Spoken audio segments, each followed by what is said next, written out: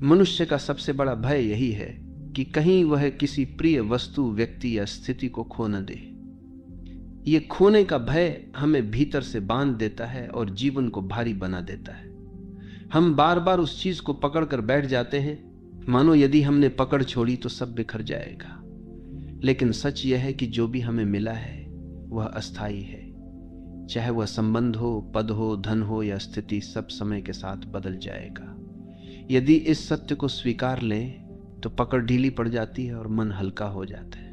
भय का मूल कारण ही यह है कि हम सोचते हैं ये मेरा है। स्वामित्व का यह भाव हमें सुरक्षा तो देता है पर साथ ही डर भी पैदा करता है। जितना गहरा स्वामित्व होगा उतना ही गहरा खोने का भय होगा।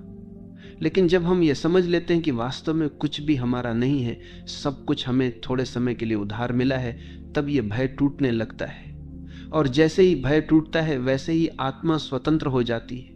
हम अक्सर सोचते हैं कि किसी को पकड़ कर रखने से हम सुरक्षित हो जाएंगे, लेकिन वास्तविकता यह है कि पकड़ना ही असुरक्षा पैदा करता है।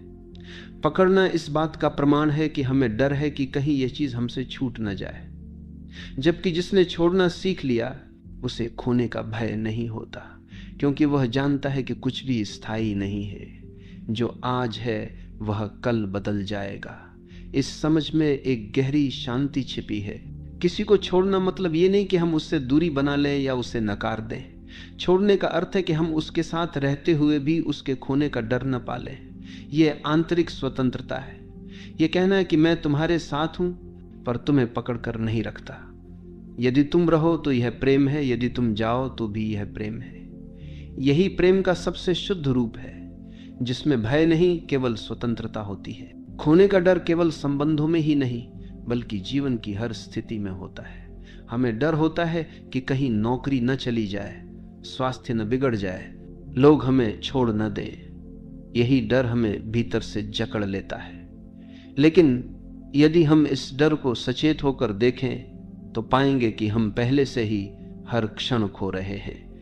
हर सांस जो जाती है वह लौट कर नहीं आती। हर दिन जो बीतता है वह फिर कभी नहीं लौटता। जीवन का स्वभाव ही खोना है। यदि इसे समझ लें तो खोने का भय मिट जाता है।